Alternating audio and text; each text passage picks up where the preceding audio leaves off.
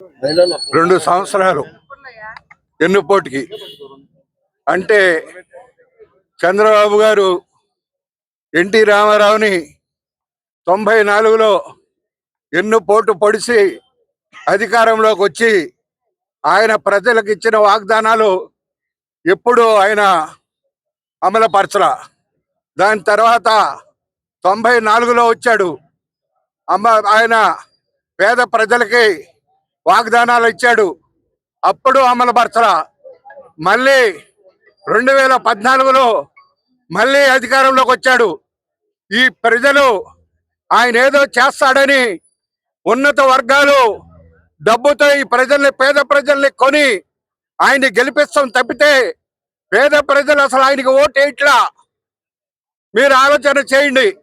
ఎన్నిసార్లు గెలిచినా ఆయన మాకు ఎన్నుపోటు పొడిచి, ఇది ఎన్నుపోటు పొడిచిన పార్టీ, ఇది మాది గొడ్డలి పార్టీ అంటున్నాడు.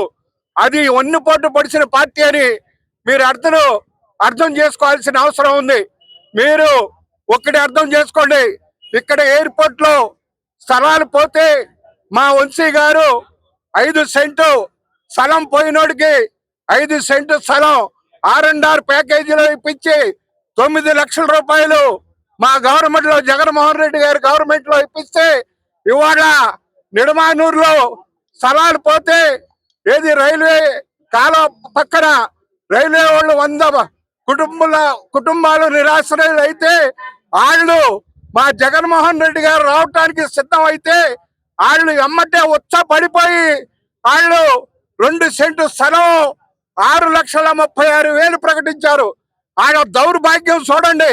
మేము మా జగన్మోహన్ రెడ్డి ప్రకటించింది చూడండి, వాళ్ళు ప్రకటించింది చూడండి. ఇదంతా మోసపు పరిపాలన. జగన్మోహన్ రెడ్డి గారు 29లో అధికారంలోకి వస్తున్నాడు. వీళ్ళకి పోయిస్తాడు. వీళ్ళు దగ్గరగా పెట్టుకొని రైలు పట్టాల మీద పరిగెత్తే రోజులు దగ్గరలో ఉన్నాయని చెప్పి నేను మనవి చేసుకుంటూ సెలవు తీసుకుంటున్నాను.